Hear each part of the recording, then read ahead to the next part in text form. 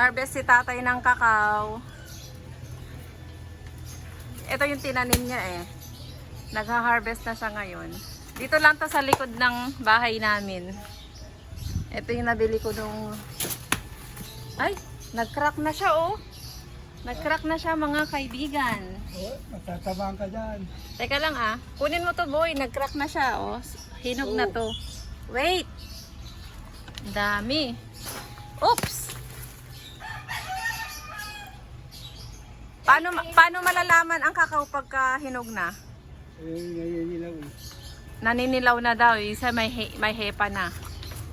Ayun pa oh sa taas. Ayun oh sa taas oh. Yun oh. Nalaglag yan, boy. Napasukan yan ng ano. Sigat pinulo mo ha. Dito ko ilagay yung buto.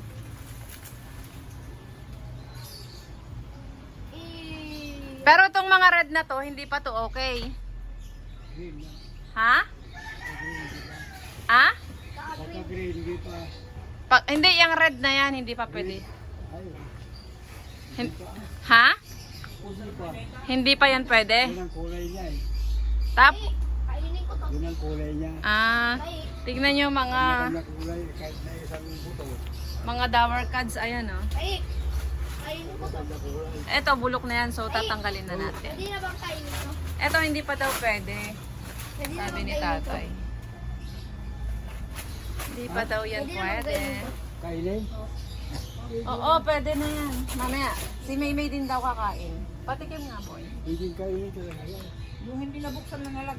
Ito, mga kaibigan, kakain tayo ng kakao. Kakao is good.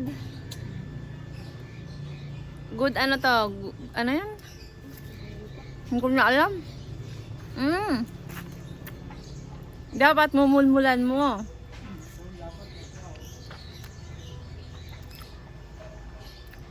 Kapag minulmulan mo na, tapon mo na. Tapos mamaya lalamasin ni tatay. Bye! Mga kakao na naglalaglagan. At eto, i-harvest na namin kasi hindi siya lalaki. Igagata na lang namin para may ulam. Ginataang langka. Pero hindi kami marunong magluto. Ito ang gataan dapat eh.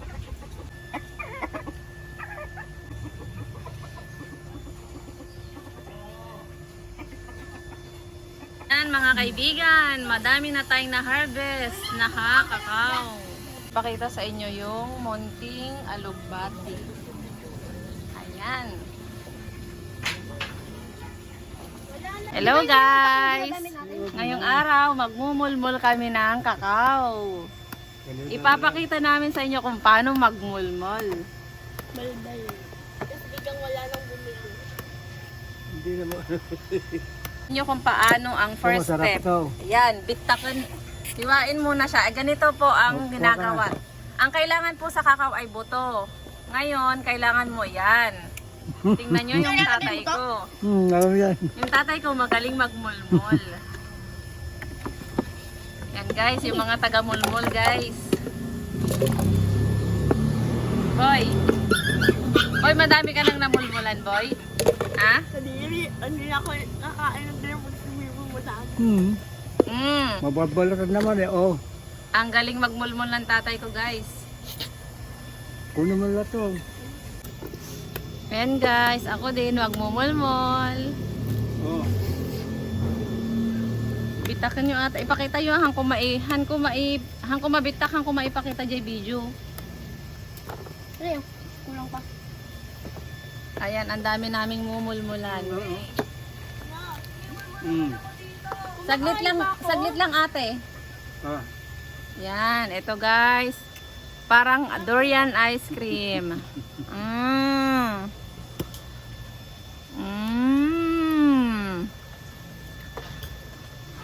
Ang sarap. Ang tamis.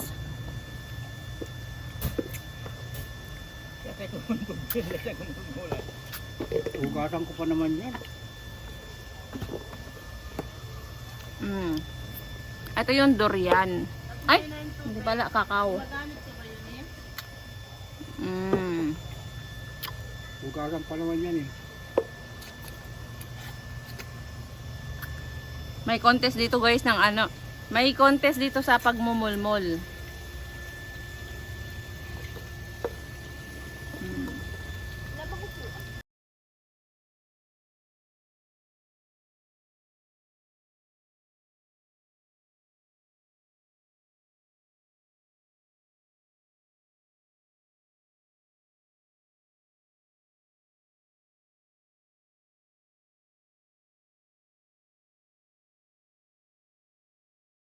Namin pagkatapos magmulmul ng kakao. Marami pula.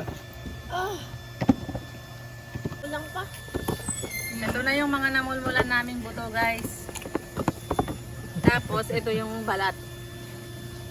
Nakakapagod sa, ito yung itsura niya nagmulmul. Pagkatapos ng pagmumulmul. Namutla. Namutla siya sa, yan. Gugutom Ito. pa ako. Ha? Pa, gugutom ako. Ayoko na. Ayaw mo na. Yan, tapos lilinisan yan mamaya. Lilinisan. Maganda sana meron kaming maipakita na finished product ng kakao. Kaso wala pa eh. Ito. Pagkatapos niyan, marami pang proseso yan. Ano pa yan ni tatay, ipapasandry niya pa yan. Tapos, Ito. pag napatuyo niyang mabuti, Ayun. isasangag siya. Ayun. Pagkatas isangag, tatanggalan ng balat. May mga balat-balat pa kasi yan eh. Tapos dudurugin. Tapos pagkatas isangag, durug-durugin mo ng konti para hindi mahirap sa magpapagiling. Tapos papagiling siya, Wala. tapos imomold. Okay, Tapos patutuyuin. Tapos yun na yung tinatawag na tabliya. Sa patay. Ha? Ito na yung kangkong. Magluluto kami ngayon ng sinigang na bangus. Fresh to. Kaka-harvest lang to. Halagang 20 pesos. Yan. Pwede pa namin tong i-adobong kangkong. Ha? 15? 15 lang daw pala to mga kaibigan. Kapon nagluto din ako ng champurado at ito na, paubos na. Niluto ko siya sa banga.